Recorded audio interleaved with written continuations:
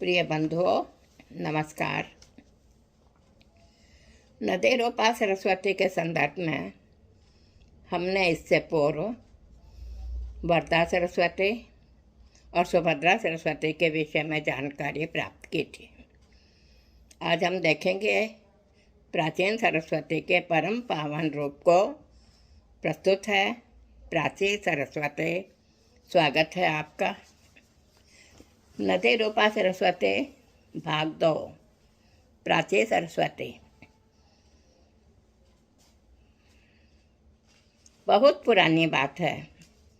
बडवानल अर्थात वह आग जो समुद्र के अंदर जलती हुई मानी जाती है के प्रभाव से आतंकित होकर एक बार इंद्र आदि देवता भगवान विष्णु के पास गए।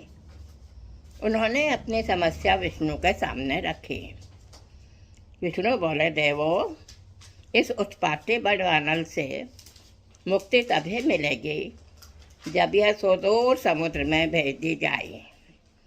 परंतु इसे समुद्र तक कैसे खदेड़ा जाए? वे आगे कहने लगे, हम में से तो इस दुष्कर कार्य को करने में कोई भी समर्थ नहीं है, तो किसकी सहायता ली जाए? शिव की? नहीं, गंगा के? वह भी संभवतः इस कार्य को न कर पाए। हाँ, यदि देवी सरस्वती हमारी सहायता करें तो काम बन सकता है। उनका प्रबल वेग और उनकी पवित्रता ही इसके ताप को सहन कर सकती है। इस प्रकार विचार करके देवगण विष्णु सहित सरस्वती के शरण में गए। विष्णु सहित सभी देवों को देखकर देवी सरस्वती सर्वप्रथम तो आश्चर्य में भर उठी। फिर उन्होंने प्रश्नवाचक मुद्रा में श्री हरि की ओर देखा। श्री विष्णु बोले, देवी सरस्वती, देवगण बड़वानल के उत्पातों से अत्यंत परेशान हैं। इनकी समस्या का समाधान करने में केवल तुम ही समर्थ हो। तुम बड़वानल को ले जाकर दूर समुद्र में डाल दो। तुम तो माता के समान सबका कल्याण करते हो ना।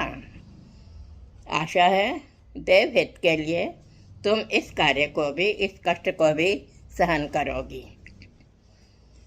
सरस्वती कुछ क्षण मौन रही, फिर कहने लगी, प्रभु, मैं आपकी आज्ञा का उल्लंघन कभी नहीं कर सकते। कृपया आप मेरे पिता श्री ब्रह्मा जी से इस कार्य के लिए अनुरोध कीजिए।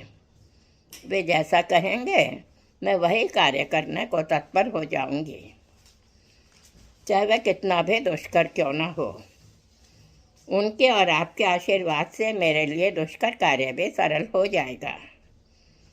देवगणों को साथ लेकर श्री विष्णु ब्रह्मा जी के पास गए। विष्णु सहित देवों को अचानक देखकर ब्रह्मा जी विचारने लगे, अरे, मैंने कोई अन्य भूल तो नहीं कर दी जिस कारण से ये मेरे पास आई हैं? मैं भी क्या करूं? देव हो या राक्षस, यदि वह कठोर तप करेगा तो वरदान तो दे हो ही जाता है ना। विष्णु ने देवों सहित ब्रह्मा का अभिवादन किया।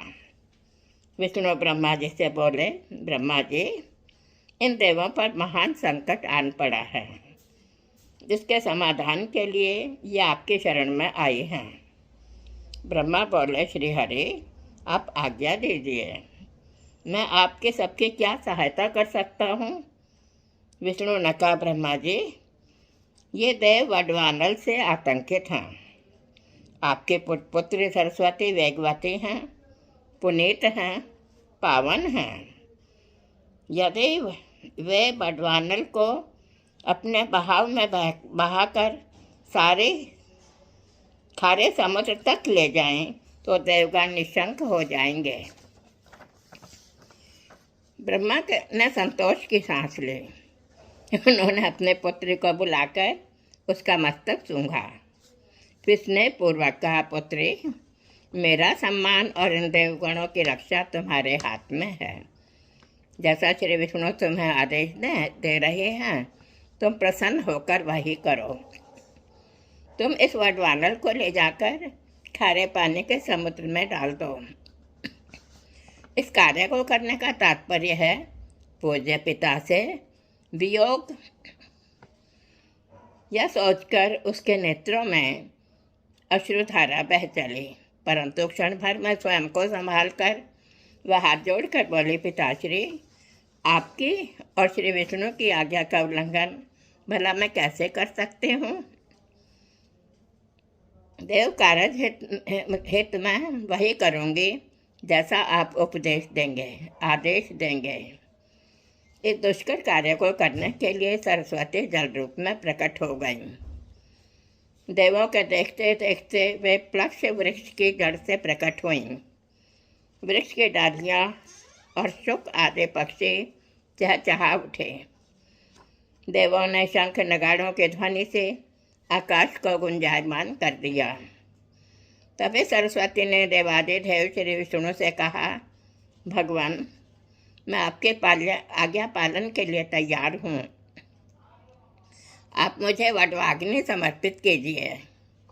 श्री विष्णु बोले, देवी, हमारा आशीर्वाद तुम्हारे साथ है। इस वडवानल को पश्चिमी समुद्र की तरफ बहा कर ले जाओ। इस कार्य में तुम्हें जलने का कोई खतरा नहीं है, कोई भय नहीं है। इसके पश्चात भगवान विष्णु ने वडवानल को सोने के कलश में रखकर सरस्वती को सौंप दिया। सरस्वती ने उस घड़े को अपने उदर में रखकर पश्चिमी समुद्र की ओर प्रस्थान किया। सरस्वती से विछोह की आशंका से गंगा जी भी प्रकट हो उसके पीछे हो लीं। पुष्कर में गंगोद्भव तीर्थ अब भी विद्यमान है। इसी स्थान पर गंगा जी सरस्वती को देखने आई थीं। ज्येष्ठ और मध्य पुष्कर के बीच इनका समागम हुआ था। सरस्वती ने अनुसरण करती हुई गंगा से कहा, सखी, तुम मेरे पीछे क्यों आ रही हो? यह हमारा अंतिम संगम नहीं है। मैं पुनः तुमसे अवश्य भेंट करूँगी। गंगा को कुछ सांत्वना मिली। वह मधुर वाणी में सरस्वती को विदा करते हुए बोली, बहन, अब तो तुम जब पूर्व दिशा में आओगी तभी मुझसे मिल पाओगी। गंगा के व्यग्रता भाव सरस्वती ने कहा, कल्याणी, तुम भी शोक का परित्याग कर उत्तराभिमुखी होकर जन कल्याण हेतु प्रवाहित होना। तुम्हारा उत्तर वाहिनी और मेरा पूर्व वाहिनी रूप मोक्षदायी होगा। ऐसा कहकर वह महानदी सरस्वती अदृश्य गति से चलती हुई पुष्कर में पहुँचे। यहाँ ये प्राची सरस्वती के नाम से प्रसिद्ध हैं। पूर्व काल में ब्रह्मा जी ने पुष्कर में जिन जिन कुंडों में हवन किया था, सरस्वती ने प्रकट होकर उन सबको जल से आप्लावित कर दिया। इस प्रकार ब्रह्मा पुत्री सरस्वती का पुष्कर क्षेत्र में प्रादुर्भाव हुआ। ब्रह्मा जी का क्षेत्र पुष्कर पुण्य सलीला सरस्वती को पाकर सर्वोत्कृष्ट तीर्थ बन गया। पुष्कर वन को परम पावन बनाकर सरस्वती पुनः अदृश्य होकर वहाँ से पश्चिम दिशा की ओर चली। थोड़ी ही दूरी पर उसे एक खजूर का वन मिला। वह वन फल फूलों से सर्वत्र सुशोभित था। वहाँ पहुंचकर नदियों में श्रेष्ठ सरस्वती नंदा नाम से पुनः प्रकट हुई। विभिन्न पुराणों में प्राची सरस्वती का महात्म्य वर्णित है। यद्यपि प्राची सरस्वती अत्यंत सर्वत्र दुर्लभ है। यद्यपि प्राची सरस्वती सर्वत्र दुर्लभ है, परंतु प्रभास, कुरुक्षेत्र और पुष्कर में इनका दर्शन विशेष दुर्लभ है। प्राची सरस्वती कामदा गौ तथा चिंतामणि के समान फलदायिनी है। धन्यवाद बंधुजनों।